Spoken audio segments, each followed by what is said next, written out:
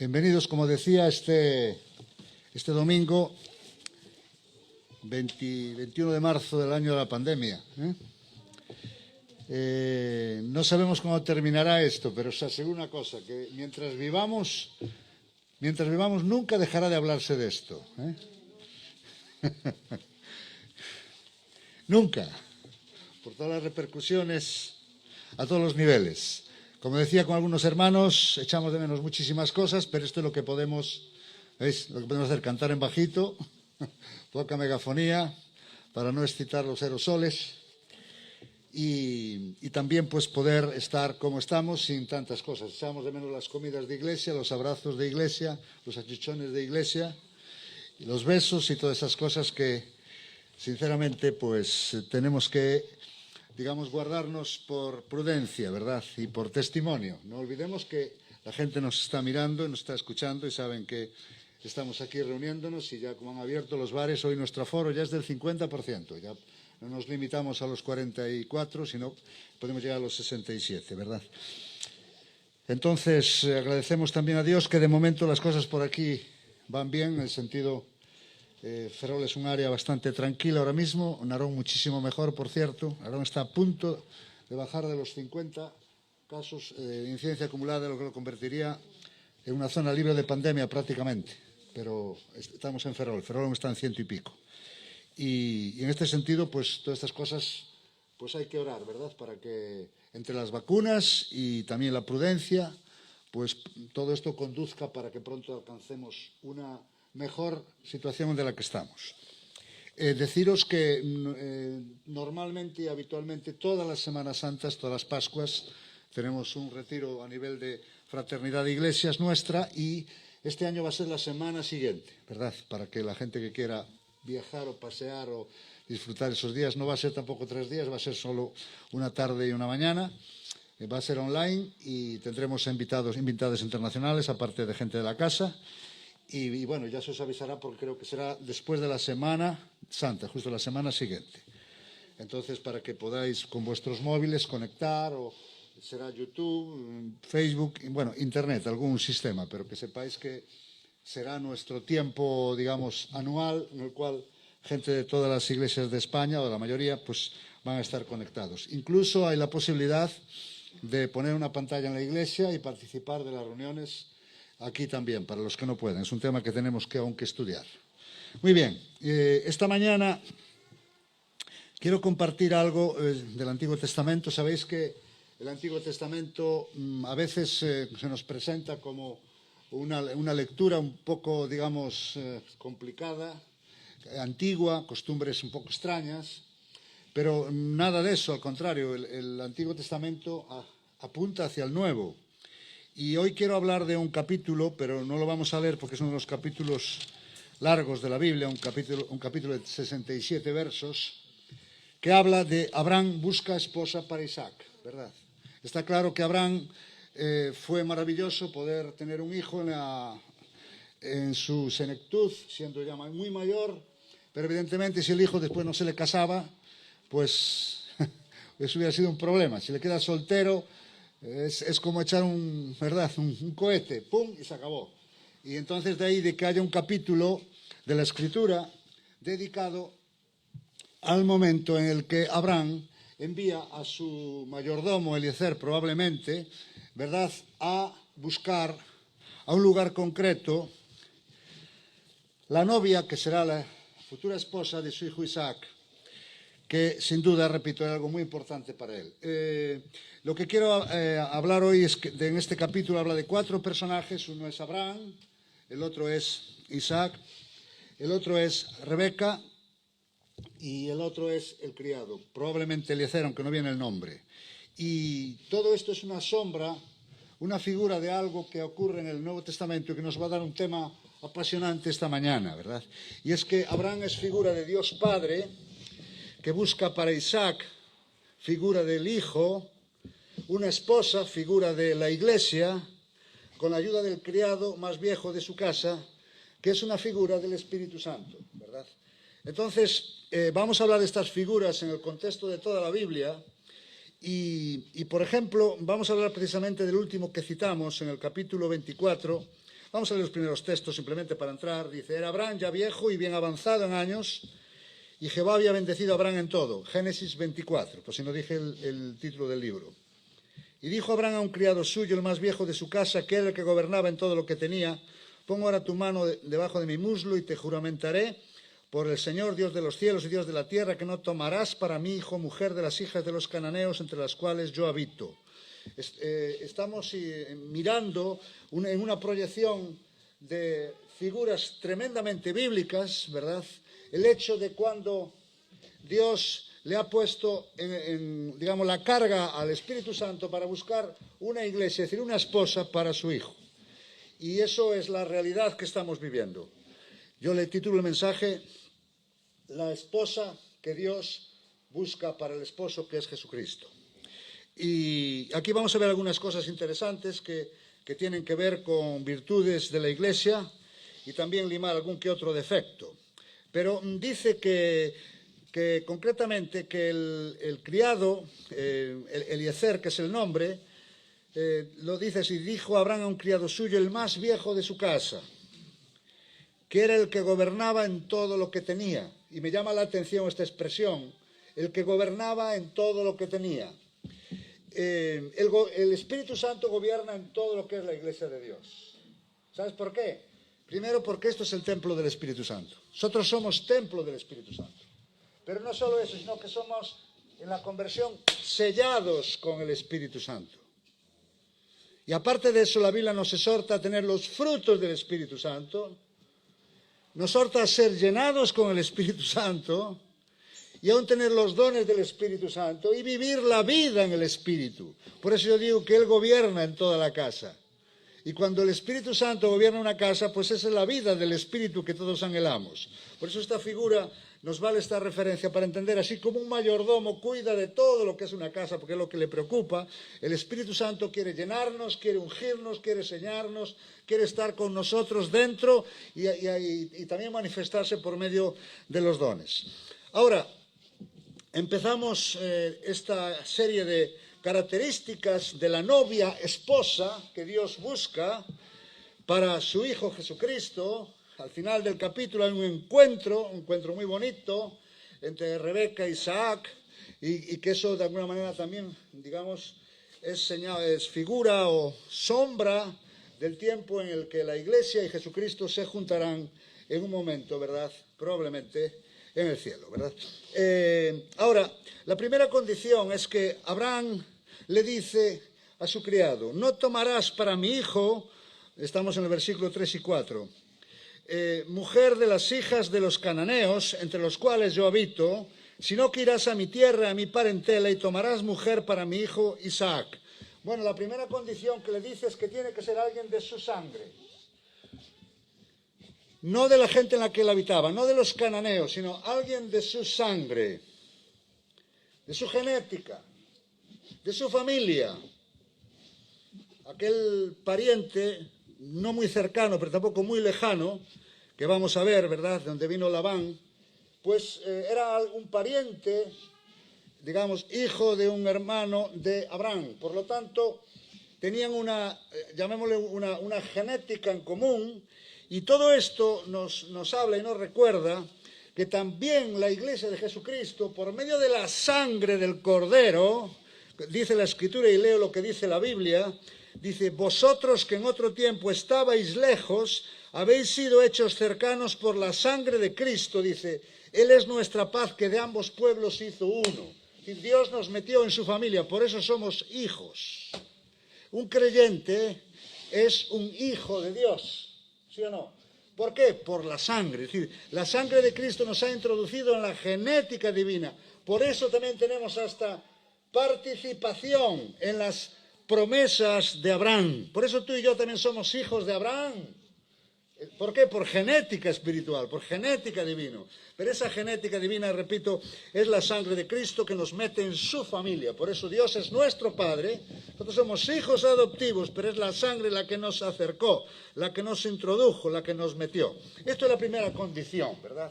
Y tiene que ser gente que haya tenido una experiencia con el Señor. No una persona que viene a la iglesia.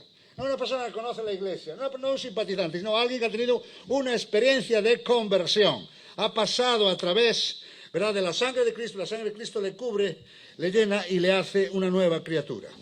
La segunda cosa está en el versículo 16, y es que ya vemos que este criado, digamos, fue con dice 10 camellos llenos de regalos, por cierto, dice que fue hacia una zona en concreto, y él le puso una condición al Señor. Dijo, si la mujer que yo le pida de beber, y aparte que me dé de beber a mí, le da de beber a mis camellos, dice, esa será la mujer que tú has puesto y que has destinado para tu siervo Isaac, dice el versículo 14. Y dice, y aconteció que antes él acabase de hablar, he aquí Rebeca, que había nacido a Betuel, hijo de Milca, mujer de Nacor, hermano de Abraham, la cual salía con su cántaro sobre su hombro, y dice, y la doncella era de aspecto muy hermoso, virgen. Dice dos cosas, vamos a hablar de las dos cosas. Primero, dice que Rebeca era una mujer muy hermosa, y parece como que uno dice, bueno, aquí si no eres guapo no tienes futuro, ¿no? ¿Y si era fea, qué? A ver, el tema es que aquí, como siempre, hay una proyección profética. Y creo que hay una proyección profética cara a la iglesia. Porque la iglesia de Cristo, que es esta mujer representada Rebeca, es hermosa a los ojos de Dios. Dios no te ama porque sí. Dios te ama porque ve una belleza, y ahora vamos a hablar de eso, ve una belleza en su iglesia. La iglesia la ve hermosa en su conjunto. ¿Cuál es la hermosura que Dios ve en la iglesia? ¿Qué hace a la iglesia? La hace hermosa, incluso la más hermosa. ¿Qué es? Hay cosas que el mundo no le puede dar a Dios. Ni siquiera la creación, fíjate lo que te digo. Ni los animales, ni una puesta de sol, porque eso es estático. Pero hay una cosa que solo le puede dar la iglesia, y es la adoración. Él dice en la palabra que el Padre busca verdaderos adoradores. Eso es lo que Dios busca de su iglesia. Que le adore, ¿verdad? Que le glorifique. Dice en Efesios, dice que fuimos hechos para alabanza de la gloria de su gracia. Por lo tanto, cuando nosotros cumplimos el objetivo para el cual fuimos creados, eso es lo que enamora a Dios. Le hace ir hacia nosotros, le hace enamorarse, ¿verdad? Hace fijarse, nos ve hermosos. Nadie puede adorar a Dios como un Job que acaba de perder a su familia, sus posesiones y hasta su salud, y se sienta, se rasga las vestiduras, dice que adora a Dios. Es un momento sublime en la Escritura. Yo adivino un golpe en la mesa del cielo de Dios diciendo, así se hace. Este sí que me adora no por lo que le di, sino por quién soy. O Abraham cuando entrega a su hijo lo que más amaba, precisamente porque Dios se lo pide. O Pablo y Silas en aquella cárcel de Filipos, después de que les han dado una paliza soberana, que les meten injustamente en la cárcel y que se atreven a cantar himnos. Eso es adorar a Dios, ¿verdad? Y eso a Dios le encanta. Por eso en los tres eventos que hemos citado, tanto Job, que fue prosperado mucho más, como Abraham, que Dios le dio todas las naciones, como Pablo y Silas, que hubo un terremoto y todos los presos quedaron libres y al final vino hasta el movimiento sobre la iglesia de Filipos, bueno, sobre Filipos que dio lugar a la iglesia, ¿verdad? Siempre hay un momento en el cual Dios respalda diciendo, me gusta, esto me agrada, esto es lo que yo busco de ti y de mis hijos, ¿verdad? El Padre busca verdaderos adoradores que le adoren, fíjate, en espíritu y en verdad. Mira, un creyente, solo una persona que cree en Jesucristo y le tiene en su corazón puede realmente adorar a Dios. Solo. Y ahí es donde Dios ve la hermosura en su iglesia. Porque le adora en espíritu, y tienes que tener el Espíritu Santo, y en verdad tener a Jesús. Es decir, Jesús es el camino y la verdad. O sea, la palabra de Dios. Cuando nosotros adoramos a Dios en espíritu y en verdad, estamos ciertamente siendo encontrados por Dios. Dios es lo que está buscando. Ahora, ¿sabes que la palabra hermosa en la Escritura, hay un libro en que viene más que ningún otro y casi más que todos los demás juntos? ¿Sabéis cuál es? ¡Qué listos que sois! Cantar de los Cantares. Viene hasta 12 veces la palabra hermoso, pero en el capítulo 4, si me permite la mascarilla, fijaros, quise mojar la lengua con la mascarilla, no funciona. Capítulo 4 dice, en el versículo 1 dice, ¿sabéis que Cantares es una poesía de dos enamorados? A veces habla la iglesia, perdón, a veces habla la esposa, figura de la iglesia, a veces habla el esposo, figura de Jesucristo. Y se están piropeando el uno al otro, continuamente. Todos los capítulos son así. Es un libro de amor.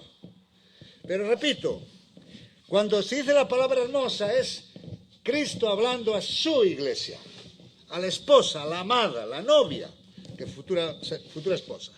Y dice, he aquí que tú eres hermosa, amiga mía, he aquí que tú eres hermosa. Dice, tus ojos entre tus guedejas como palomas.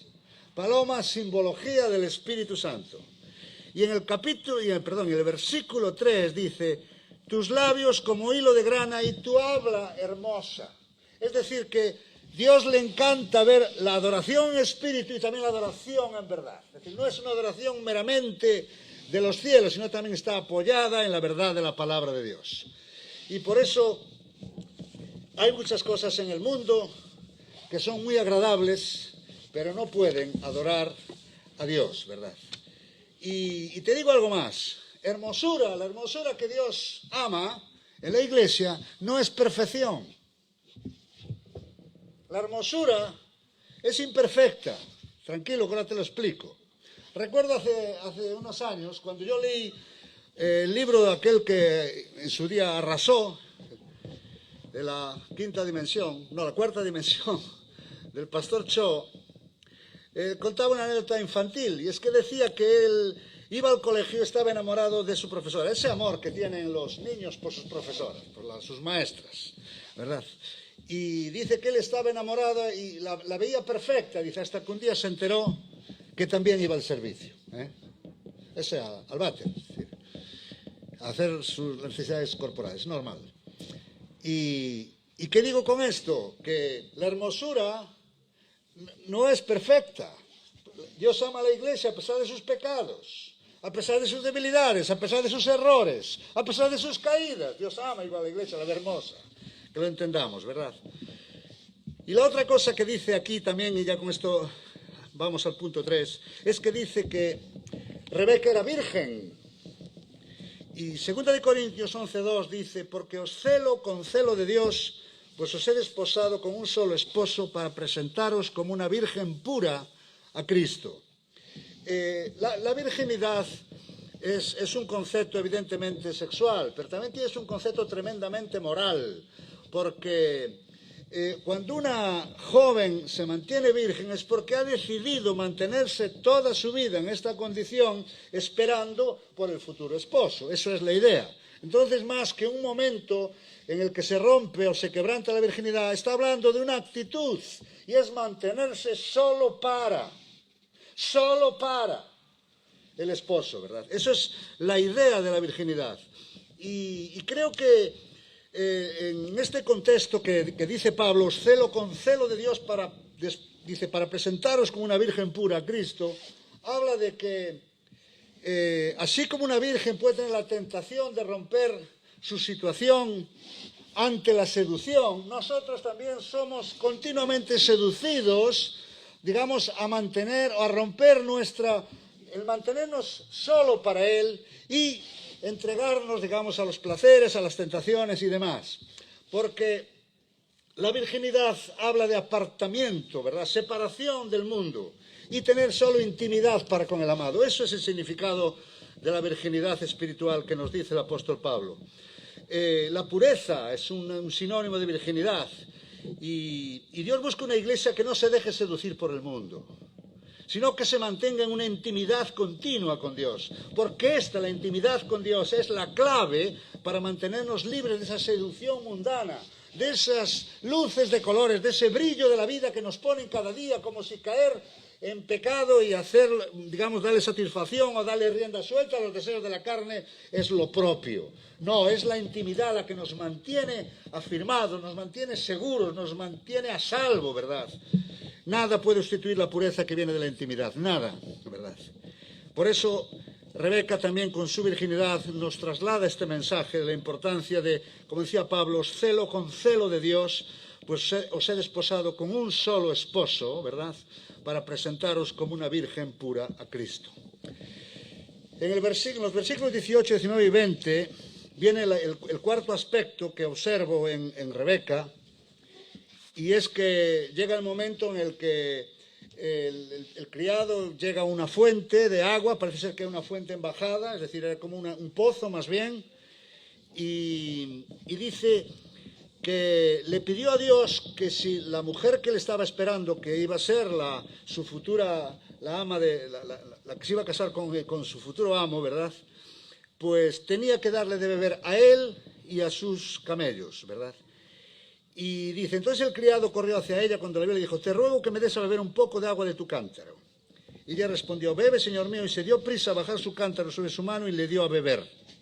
Y cuando acabó de darle de beber, dijo, también para tus camellos sacaré agua hasta que acaben de beber.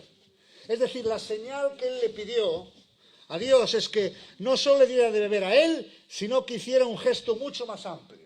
Y es que le diera de beber a los camellos.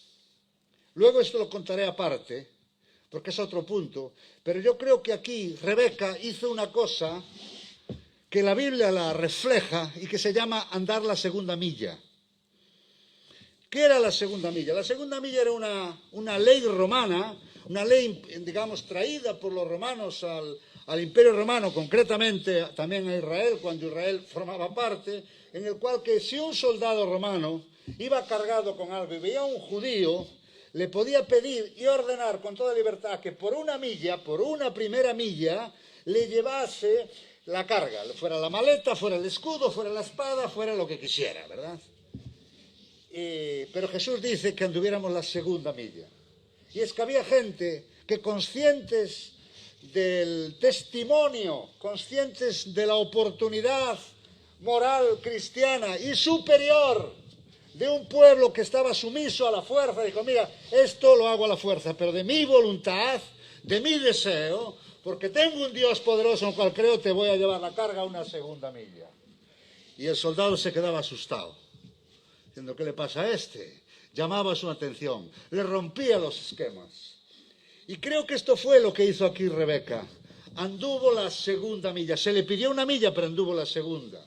Y concretamente menuda segunda milla, porque eran 10 camellos. Y 10 camellos sedientos, muy sedientos, de venir por el desierto un largo tiempo. Un animal sedentario que puede beber para un mes, que aguanta mucho sin beber, pero cuando bebe, según he leído, él se bebe 75 litros de agua, tranquilamente. O sea, si tú y yo bebemos 75 litros de agua, morimos al instante, porque no nos cabe en el cuerpo, ¿verdad? Pero dice que eran 10, entonces 75 por 10 son 750. O sea, casi 700 litros. ¿Sabe lo que son 700 litros de agua? ¿Y sabe lo que es una mujer con un calderito, con un cántaro, yendo a bajar al pozo, como dice que descendió al pozo, lo cogía el agua, volvía a subir, le daba al camello y así hasta que, imaginaros que si el cántaro cabían 5 litros, a mí me salen 150 viajes. Bueno, si le ponemos 10, son 75 viajes. Es decir, que por lo menos 1 o 2 horas estuvo dándole de beber a los camellos. Ahora, Rebeca llamó la atención del criado porque anduvo la segunda milla. Y la primera es por lógica, es por obediencia. La segunda es por visión. Rebeca, ¿qué vio? Dijo, no solo estás tú sediento, también los animales están muriendo de sed. Fue lo que vieron sus ojos. ¿Qué nos dicen los ojos ahora mismo? ¿Qué necesidad tiene la gente? ¿Qué está pasando en el mundo? ¿Cómo podemos andar la segunda milla? ¿Qué significa la segunda milla para ti y para mí? Que somos Iglesia de Jesucristo, de la cual se espera que no solo hagamos lo políticamente correcto, no solo hagamos lo que nos dice la ley, sino que vayamos esa segunda milla. Rebeca vio la necesidad claramente por el aspecto cansado de los camellos, sin duda alguna. Y no es inventar, sino ver y actuar más allá de lo estipulado, más allá del mandamiento. Vemos la necesidad y la suplimos. Eso es lo que ha hecho el cristianismo, que haya emprendido las grandes obras sociales y educativas de la historia. Recuerdo que cuando en Europa todo el mundo era analfabeto, Lutero se levantó y le enseñó a la gente a leer. Era un cristiano, un hermano tuyo y mío, claro que sí. Y podemos hablar con él como muchos otros, como Guillermo Wilberforce, que se rebeló en contra de la esclavitud. O los primeros hospitales que aparecieron en la historia. Creo que hablé aquí de Constantino el Grande. Constantino el Grande en el Imperio Romano, una de las cosas que me llamó la atención, que no lo he dicho y lo voy a aprovechar para decir. Estaba viendo la 2 hace unos días, un documental, hace ya tiempo, un documental de la 2, y que es por lo que es famoso la 2, la segunda cadena que existe, ¿eh? No solo existe Netflix y todo eso, existe la 2. Pues está viendo un documental sobre Constantino el Grande, y Constantino el Grande se ha discutido mucho de él porque dicen que obligó al cristianismo, no, obligó al Imperio Romano a convertirse. Y entonces ya le llaman, fue una persona que metió la pata. Pero hay que entender que fuese cierto o no fuese cierto, en el Imperio Romano los hospitales no existían, nada más que para los soldados héroes de la guerra. Los niños, cuando nacía un niño, si era niña la tiraban, porque no interesaban. Interesaban hombres, varones para el ejército. Y los enfermos y los ancianos los aislaban y los echaban fuera de las ciudades porque estorbaban. Y Constantino el Grande comenzó a hacer asilos, orfanatos y hospitales. ¿No crees que es una señal de que Cristo lo tocó en alguna manera? Esto lo supe por un documental de la 2. No lo leí en ningún libro cristiano. Por eso yo digo, donde hay un cristiano hay alguien que anda la segunda milla. Y eso lo vemos en la sociedad, hasta la democracia. Viene de ideas cristianas también, sobre el siglo XVII. No es tiempo de hablar de todas estas cosas. Henri Dunant, que era otro creyente, inventó la Cruz Roja. Y como eso, muchas cosas más. ¿Por qué? Porque el creyente que está en la sociedad y tiene ojos para ver, como Rebeca vio aquellos camellos exhaustos, podemos entender que alguien tiene que andar la segunda milla. Yo es que soy obediente, hago lo que me dicen, claro, esa es la primera milla. Pero ¿cuál es la segunda? ¿Qué significa para mí andar la segunda milla?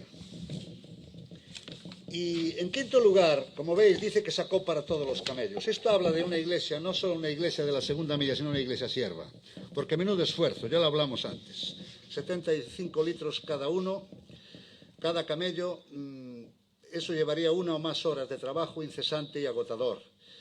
Y, repito, debió ser una tarea agotadora, sin duda. Ahora, creo que más de una vez he hablado de este texto y no voy a alargarme. ¿Sabéis que esos camellos a los cuales Rebeca les dio de beber venían llenos de regalos para él y su familia? Llenos de regalos. De hecho, llegaron a esta tierra llenos y se fueron vacíos. Todo les quedó allí. Y el servicio siempre trae resultados a la larga. Ella no sabía nada. Me llama la atención que en el versículo 30 y 32 dice que cuando Rebeca le dio de beber a los camellos, ella dice que le puso un pendiente.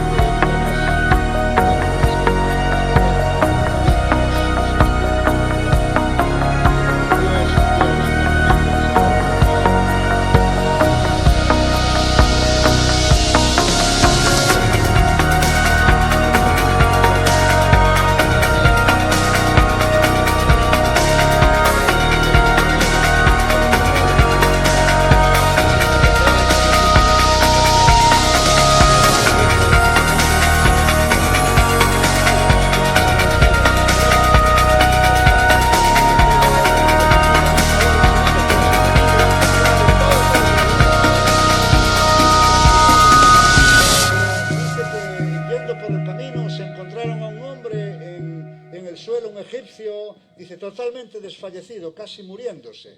Probablemente estaba muriéndose.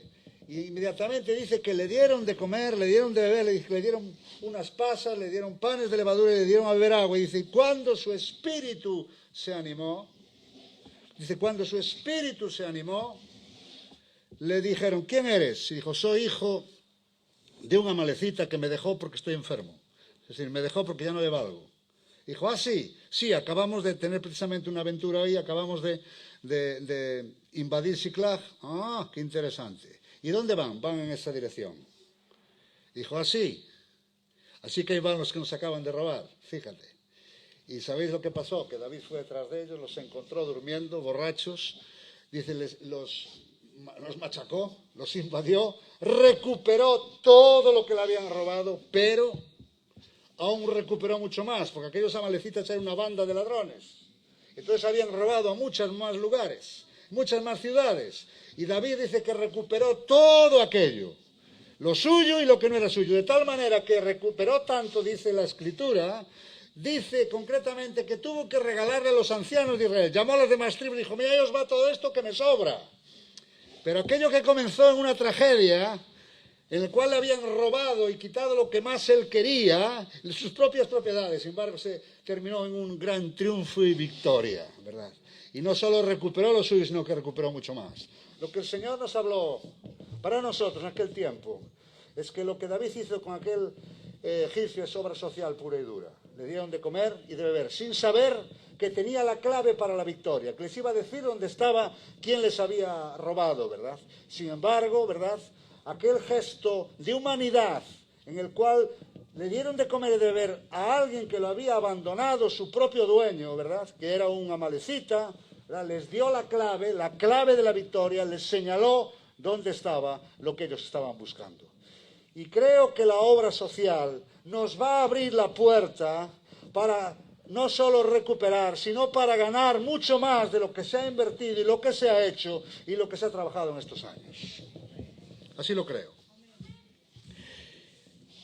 En el versículo 55, ya vamos terminando, dice que finalmente ella le expresa a su familia y el criado también, le explica lo que ha pasado y deciden, pues, es el momento más bonito de la historia. Tienes que venir a nuestra tierra. Y concretamente en el 55 dice, entonces respondieron su hermano y su madre, dice, espere la doncella con nosotros a lo menos 10 días y después irá. Y si les dijo, no me detengáis ya que el Señor ha prosperado mi camino, despachadme para que me vaya mi Señor. Ellos entonces, llamando a la doncella, dice, llamemos a la doncella y preguntémosle, y llamaron a Rebeca y le dijeron, ¿irás tú con este varón? Y ella respondió, sí, iré. Entonces dejaron ir a Rebeca, a su hermana y a su nodriza, y al criado de Abraham y a sus hombres. Observemos una cosa, es el momento de que Rebeca deje su familia, la familia con la que vivió toda su vida, su gente. Fíjate que se iba en fe. Él no conocía a Isaac, no lo había visto nunca. Él solo entendía que Dios estaba en esto. Es un momento para tomar una decisión de fe poderosa, ¿verdad? Pero radical. Mateo 19 dice, cualquiera que haya dejado casas, hermanos, hermanas, padre o madre, mujer o hijos o tierras por mi nombre, recibirá 100 veces más y heredará la vida eterna. Heredará la vida eterna y recibirá 100 veces más. Esto es un principio bíblico, dejar para recibir. Yo sé que en algunos momentos de la vida Dios nos ha pedido dejar cosas que cuestan, cosas que han estado enraizadas, arraigadas en nuestro corazón, cosas incluso hasta pueden ser legítimas, o no, pero dejar te va a dar que tú recibas 100 veces más. Ese es un principio de la Escritura. Por eso eres el Evangelio, es que tengo que dejar, es que tengo que dejar. Sí, claro que tienes que dejar, porque hay cosas que al Señor no le agradan, por lo que sea, pero vas a recibir 100 veces más. Y yo creo que la Biblia no exagera, y Dios no exagera. Simplemente que Él te saca de algo, para llevarte algo muchísimo mayor. Y mucha gente no crece por eso, porque siguen apalancados, siguen paralizados, siguen atados a cosas.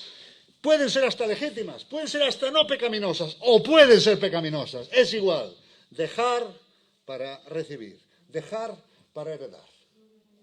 Pensar que por un momento de una oración que hicimos en algún momento, en el cual reconocimos que toda la vida anduvimos a espaldas de Dios, que fuimos pecadores y Dios nos da la vida eterna. Eso es para muestra un botón, y menudo botón.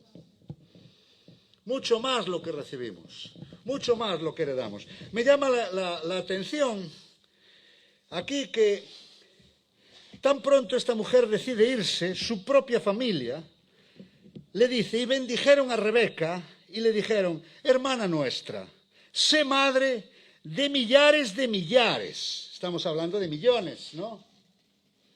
Dice, y poseen tus descendientes la puerta de sus enemigos. Si tú lees el capítulo, verás que ella no sabía nada de las promesas dadas por Dios a Abraham y por tanto a Isaac. No, sabía que era un hombre rico, que Dios lo había prosperado, que él tenía, evidentemente, había tenido un hijo en su senectud. No sabían más. Sin embargo, esto es algo profético, ¿verdad?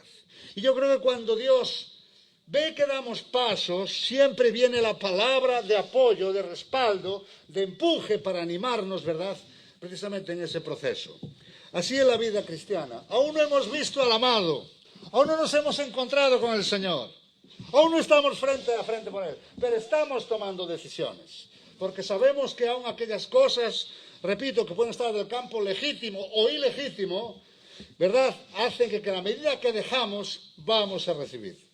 Así es Dios, así es el Dios que nos salvó y que nos hizo reyes y sacerdotes para Dios su Padre, ¿verdad? Y en último punto, el último, está en el versículo 62 al 65. Dice, y venía Isaac, es decir, este es el encuentro, ¿verdad? Y venía Isaac del pozo del viviente que me ve, porque él habitaba en el Negev. Y había salido Isaac a meditar al campo a la hora de la tarde, y alzando sus ojos miró, y aquí los camellos que venían. Rebeca también alzó sus ojos y vio a Isaac y descendió del camello. Por fin vio su premio, estaba viendo su premio. Y dice, porque había preguntado al criado, ¿quién es este varón que viene por el campo hacia nosotros? Y el criado había respondido, este es mi señor. Ella entonces tomó el velo y se cubrió. Qué bonito. Cuando tomó el velo, no tomó el velo islámico, no se metió eso y dejó no, se cubrió la cabeza. Ese es el velo bíblico. Y voy a terminar hablando del velo. Creo que nunca hablé del velo en la iglesia. Pero esto me lleva al Nuevo Testamento. Me lleva a 1 Corintios 11. Uno de esos textos en los cuales, sobre todo las mujeres, las hermanas en Cristo, cuando lo leen aprietan el acelerador. Así como diciendo, esto no será cierto, ¿no? No es cierto, pero no lo has leído bien.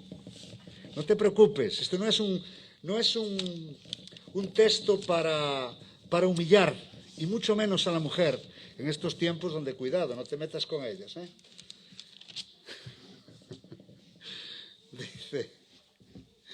Dice, quiero que sepáis, 1 Corintios 11, ver algunos textos, que Cristo es la cabeza de todo varón, y el varón es la cabeza de la mujer, y Dios la cabeza de Cristo.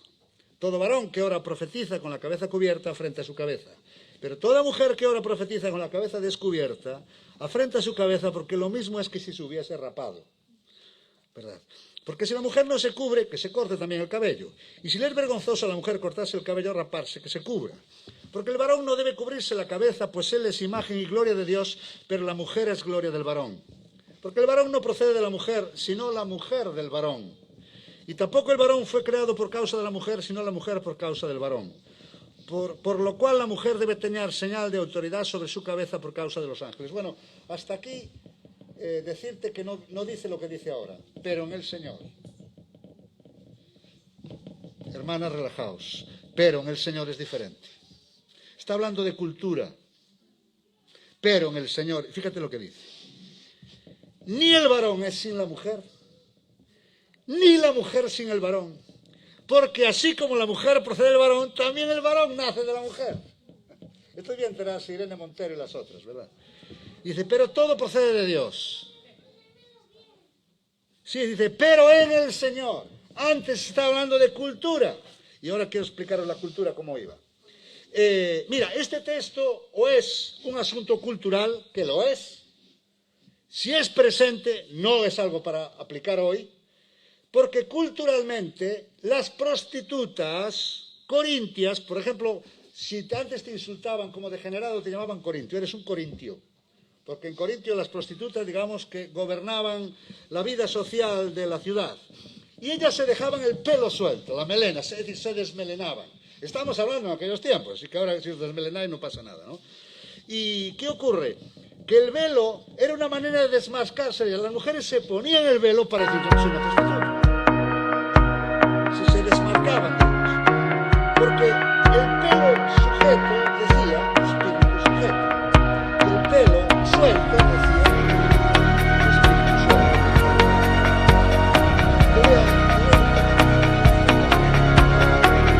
¿Qué es una esquija? ¿Qué es una esquija?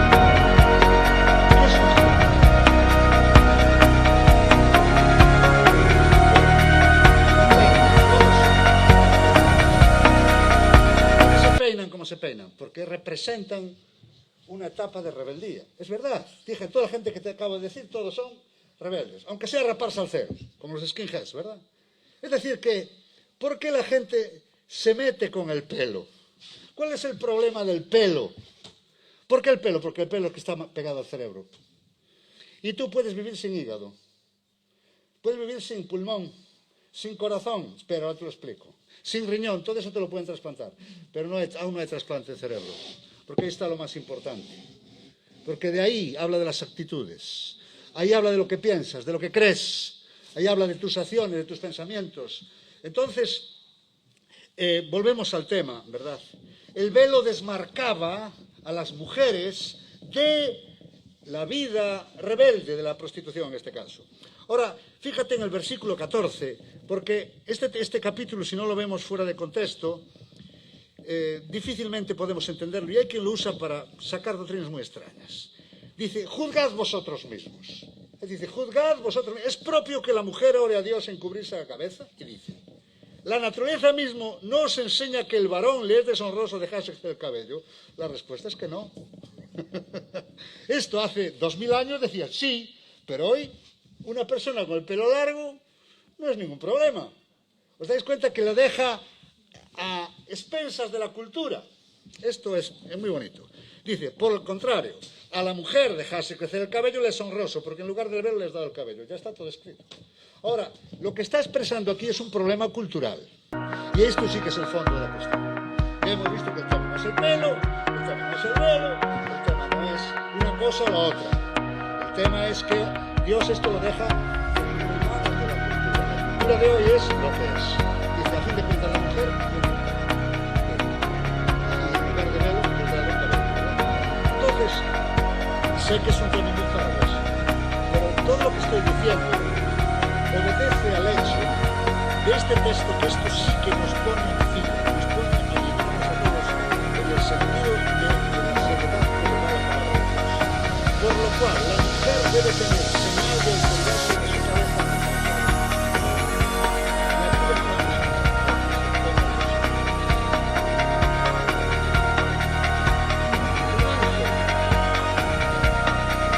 La Biblia habla de ángeles en el cielo. Se ven 4 y hay quien ve hasta 5 tipos. Más altos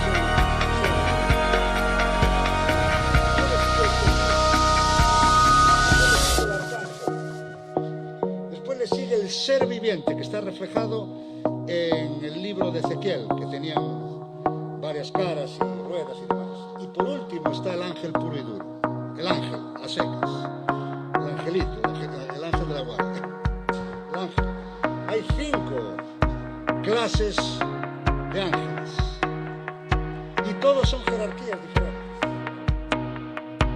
Nadie como los ángeles tiene más claro el concepto de lo que representa y es la autoridad. Nadie.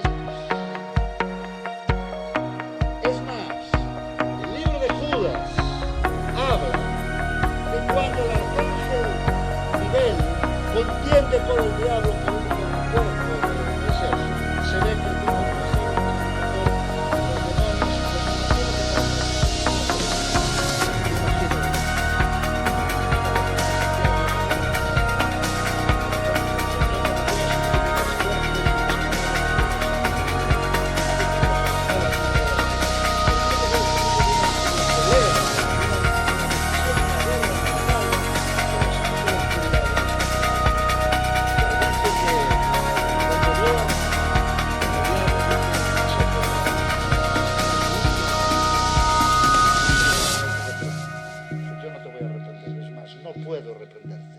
no debo reprenderte, porque eres de un estatus jerárquico que tengo que respetar, aunque estaba en el otro lado, aunque era del lado del enemigo.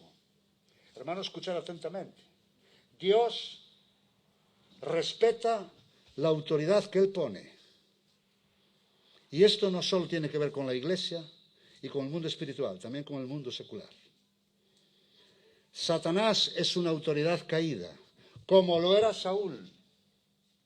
Y David no se atrevió a cortar el borde de su manto, porque era una autoridad caída.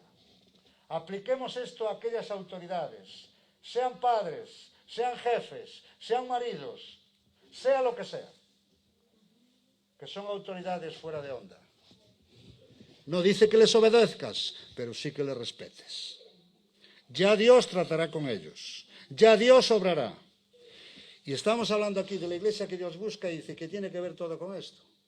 Porque esta Rebeca, que toma el velo para cubrirse, es una mujer que representa a la iglesia, que entiende perfectamente lo que es la autoridad a los ojos de Dios. ¿Y sabes qué te digo?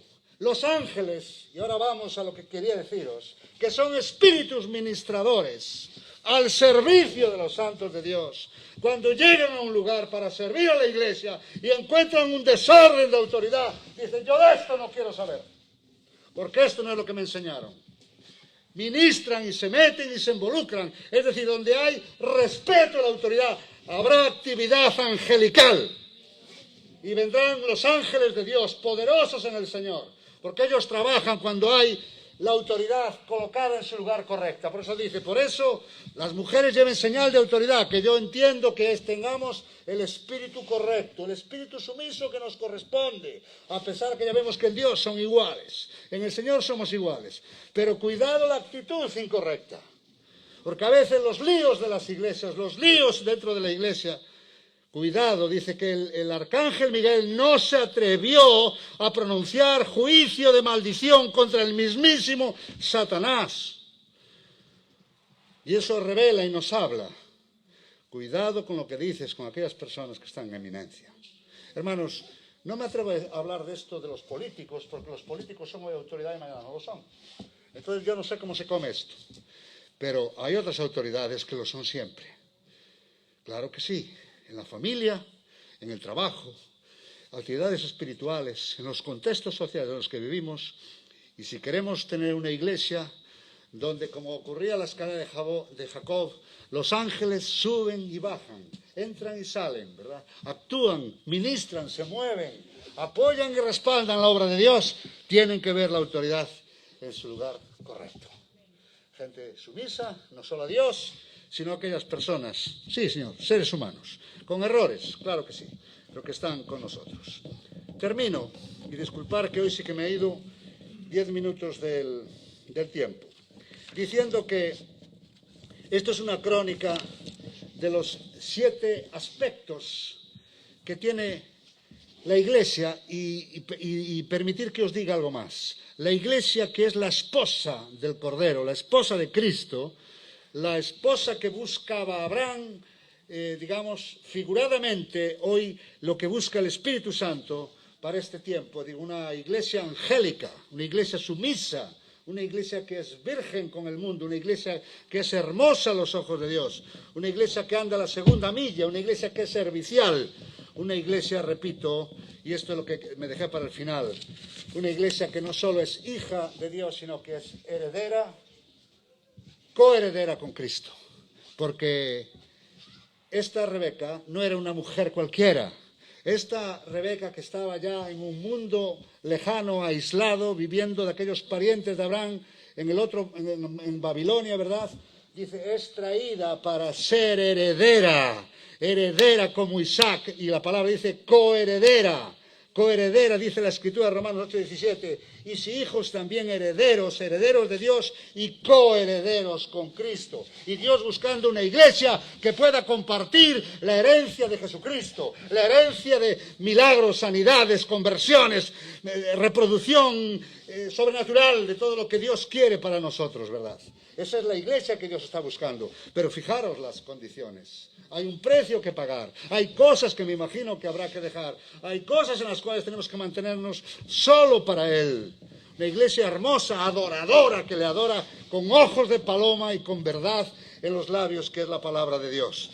Una iglesia, repito, triunfante, victoriosa, servicial, que anda a la segunda milla y, repito, y sujeta no solo a Dios, sino al concepto de autoridades en el cual está dentro. Con esto termino. Que Dios nos ayude, ¿verdad?, a tener este espíritu, a tener esta palabra encarnada en nuestras vidas, en nuestros espíritus, que podamos participar de la herencia del Hijo, que no lleguemos, como dice, solo en ser hijos, sino en ser herederos de Cristo y coherederos con Él, para que podamos experimentar toda la gloria de su herencia, que sin duda no es poca. Padre, en el nombre de Jesucristo, nos humillamos delante de ti, Señor. Señor, viendo esta historia del Antiguo Testamento, lejana a nuestra cultura y a nuestro conocimiento y a nuestra comprensión, pero una figura, Señor, una sombra del Nuevo Testamento en toda su gloria. Gracias porque nos has llamado, nos has marcado, nos has cubierto con tu sangre, Señor. Gracias, Señor Jesús, por el perdón del Calvario. Gracias por la sangre del Cordero que fue derramada en cada uno de nosotros. Gracias, Señor Jesús. Ayúdanos, Señor, a tener la hermosura en nuestras vidas que viene de la adoración. Aleluya. Ser apartados solo para ti, Señor. Que nuestra vida sea solo en intimidad contigo, Señor. Que caminemos la segunda milla, serviciales, esforzados, dispuestos, Señor, a donde veamos una necesidad, suplirla, Padre. No ser de ser vistos, sino de servir, de serviciales. Una iglesia que deja aún aquellas cosas legítimas, pero es mucho más lo que vamos a recibir, Señor. 100 veces más. Y lo creemos y lo recibimos. Y, Señor, una iglesia sujeta a tu autoridad y a tus autoridades, Señor. No queremos bromear con algo que los ángeles se asustan y se apartan, sino al contrario, ceñirnos, ponernos ese velo, Señor Jesús, que habla de sumisión y obediencia en lo posible y respeto en todo, Señor. Respeto en todo, Señor. Habrá cosas que no entendamos a veces de muchas autoridades que hay por aquí, Señor, pero siempre respeto, Señor, como el arcángel que no se atrevía a proferir juicio de maldición contra el mismísimo diablo, Señor, sino que dijo: el Señor te reprenda. Hay cosas que te corresponde a ti, no a nosotros. Padre, nos humillamos delante de ti, Señor. Te pedimos que nos ayudes a ser así, a ser de esta manera, para poder glorificarte y adorarte y bendecirte en todo tiempo, Señor. Que tú encuentres en nosotros aquella razón por la cual tú nos creaste, Señor. Que encuentres esos verdaderos adoradores, Señor. Verdaderos creyentes, verdaderos hijos, verdaderos hombres y mujeres de Dios que andan la segunda milla, que están en el camino del servicio, Señor, sabiendo que el que te sirve, Señor. Gracias, Padre, en el nombre de Jesús. Glorifícate y cuida de nuestras vidas, las familias. Cuida, Señor, de la gente que está a nuestro alrededor en este tiempo. Guárdanos del mal, guárdanos del COVID, guárdanos de cualquier otra circunstancia. Guárdanos del mundo, guárdanos, Señor, de los males que acechan una y otra vez contra tu pueblo, Señor. Guárdanos de todo lo que no sea el hacer tu voluntad, Señor. En el nombre de Jesús. Amén y amén. Muy bien, hermanos. Disculpar, hoy fue un poco más largo, pero de todas maneras estamos manteniendo un tiempo, creo que bastante prudencial. El miércoles seguiremos.